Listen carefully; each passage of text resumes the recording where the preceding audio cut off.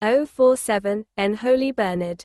Short Sermons. 47th Sermon. The Four Prouds. Hail Mary, full of grace, indeed full of grace, for she is full in the eyes of God, the angels and men, in the eyes of the latter by his fruitfulness, in the eyes of the angels his purity and in the eyes of God his humility.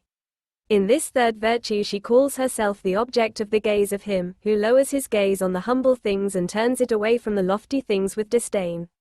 For just as Satan's eyes are fixed on everything lofty, so the Lord's eyes are only fixed on the humble. Psalm chapter 137, 5.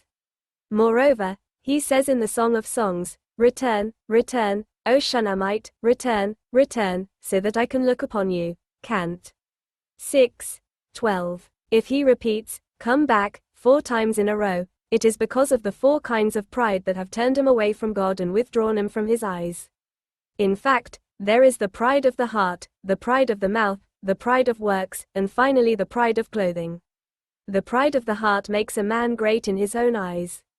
From this pride, the wise man begs for deliverance when he says, "Give me no haughty eyes," Ecclesiastes 23, 5, and elsewhere, "Woe unto you who are wise in your own eyes," Isaiah 5, 21. The pride of the mouth or tongue is also called boasting. In it, a man is not content to harbor high feelings for himself, but speaks of himself in a way that exalts him.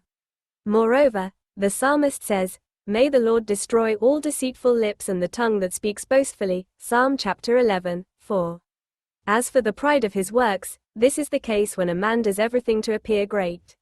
The psalmist also speaks about this with the following words, "He who acts proudly will not remain in my house," Psalm chapter 100, 9.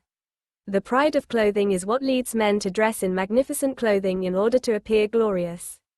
It is this pride that inspires St. Paul with this statement, "It is not in costly garments," 1 Timothy 2, 9, and with the Lord these words, "Whoever dresses in a delicate manner is in the house of kings," Matthew 11, 9, where pride abounds in gold. The Lord has given the rational soul 5 remedies against this deadly plague: the place, the body, the temptation of the devil, the preaching of Jesus Christ and the example of his life. The place, because we are in exile; the body, because it is heavy; temptation, because it disturbs; the preaching of Jesus Christ, because it edifies; and the example of his life, because it shapes.